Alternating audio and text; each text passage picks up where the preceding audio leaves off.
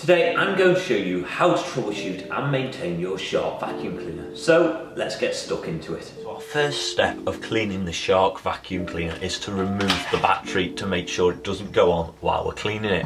And the next job is to lift away the pod. This makes it just a little bit easier to get into the bottom and clean it. And on the back, press the wand release and pop this out. Okay, so now we've got the main cleaner head here.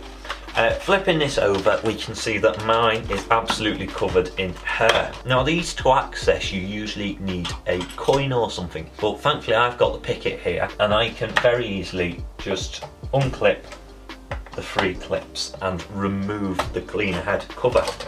So that allows me more access to the brush roll. First brush roll on the front pops out by pressing the eject roller button.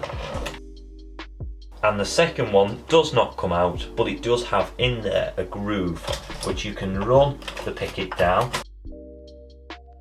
So there you go, you can see we've now been able to clear the majority of the hair off the roller using the Pikk-it, and you've got that line there, so you just simply run it down there. So now the brush roll is all nice and clean, you can see there's going to be a lot less resistance on the motor in there and the belts. So to pop it back together, first thing is to pop in this roller. Now you can wipe this down and leave it to dry if it is dirty or greasy. Obviously it's run across the floor, so it is likely to get it. So simply pop it in that end and then line it up and push it in there.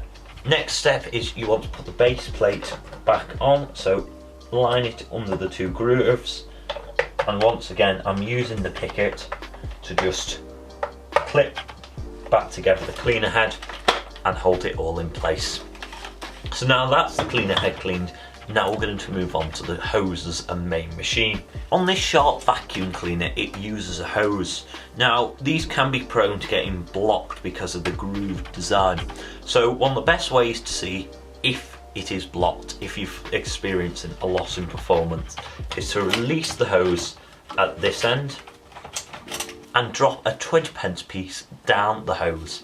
If it doesn't come out the other end, you probably know something's blocked and you can use a broom handle or something to just push it out. If you're still experiencing loss of suction with your Shark vacuum cleaner, one of the most common causes will be a dirty filter.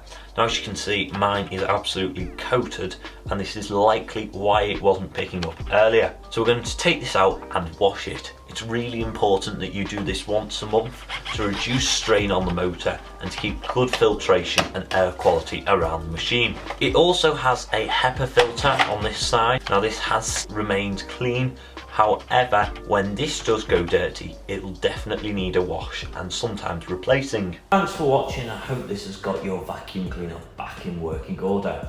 If you've got any questions and this video has helped you, please drop a comment below, and if you found this video helpful, don't forget to drop a like.